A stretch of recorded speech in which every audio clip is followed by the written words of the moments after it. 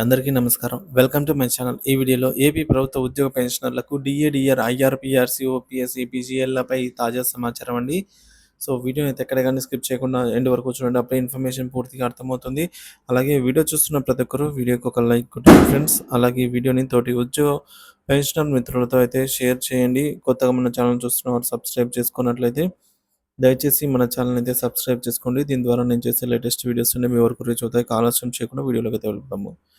Friends, AP ఉద్యోగ సంఘాల chairman Ketha Srinivasarao గారి ఆధ్వర్యంలో సమావేశం అయితే జరిగిందనమాట. సో, ఏపీజేఏసీ రాష్ట్ర గౌరవ సలహాదారులుగా డాక్టర్ కాడ్రేంగుల సత్యనారాయణ గారు నియామకమయ్యారు. వరద సహాయక కార్యక్రమంలో పాల్గొన్న రాష్ట్ర ముఖ్యమంత్రి, ఉప ముఖ్యమంత్రులకు, శాసనసభ సభ్యులకు ధన్యవాదాలు తెలియజేశారు జేఏసీ తరపు నుంచి అయితే. ఉద్యోగులకు రావాల్సినటువంటి రాయితీలను సకాలంలో చెల్లించేలాగా చూడాలని అయితే కోరిన సమావేశం అండి ఇది. సో, ఇక విషయానికి వచ్చినట్లయితే తూర్పుగోదావరి జిల్లా రాజమహేంద్రవరం నగరంలో joint action committee SC, ST, BC, minority employees, teachers, workers, retired employees, pensioners association సమావేశం అయితే జరిగింది. ఈ సమావేశంలో కార్యవర్గ సభ్యులు వరద బాధితుల కోసం అయితే అహోరాత్రులు కష్టపడి పనిచేసినటువంటి కంటికి రెప్పలా కాపాడిన ఆంధ్రప్రదేశ్ రాష్ట్ర ముఖ్యమంత్రికి మరియు తెలుగుదేశం పార్టీ అధినేత అయిన నారా చంద్రబాబు నాయుడు గారికి, ఉప ముఖ్యమంత్రి అయిన జనసేన అధినేత పవన్ కళ్యాణ్ గారికి, ఆంధ్రప్రదేశ్ మంత్రివర్గ సభ్యులందరికీ, శాసనసభ సభ్యులందరికీ కూడా జేఏసీ తరపున ధన్యవాదాలు తెలియజేశారు. ఈ సందర్భంగా ఆంధ్రప్రదేశ్ ఉద్యోగ సంఘాల జేఏసీ చైర్మన్ కేతా శ్రీనివాసరావు మాట్లాడుతూ, జేఏసీ ఆంధ్రప్రదేశ్ గౌరవ సలహాదారులుగా డాక్టర్ కాట్రేంగుల సత్యనారాయణని ఆంధ్రప్రదేశ్ రాష్ట్ర కమిటీ ఏకగ్రీవంగా ఎన్నుకోవడం అయితే జరిగింది.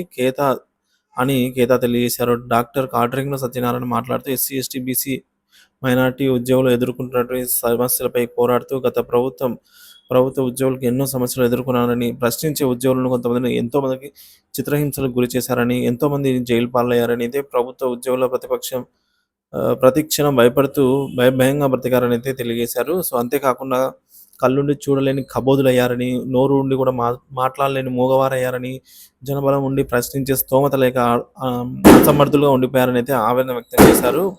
ముఖ్యమంత్రి నారా చంద్రబాబు నాయుడు గారు, ఉప ముఖ్యమంత్రి పవన్ కళ్యాణ్ గారిని దృష్టి పెట్టి ప్రభుత్వ పరంగా మాకు రావాల్సిన రాయితీలు ఏవైతే ఉన్నాయో వాటిని మాకు సకాలంలో వచ్చేలా చేస్తారని మిక్కిలి దయతో ఎదురు చూస్తున్నామని అయితే ఆయన కోరడం జరిగింది. ఇప్పుడు ఆంధ్ర రాష్ట్ర ఎన్‌జీఓ కూటమి ఉన్నది కనుక మా ఉద్యోగుల సమస్యలను, అనగా సిపిఎస్ విధానాన్ని రద్దు చేసి పాత పెన్షన్ విధానాన్ని అమలు జరిగేలాగా అయితే కేంద్రంతో చర్చలు జరిపి మాకు న్యాయం చేస్తారని కోరామని అయితే ఆయన అన్నారు.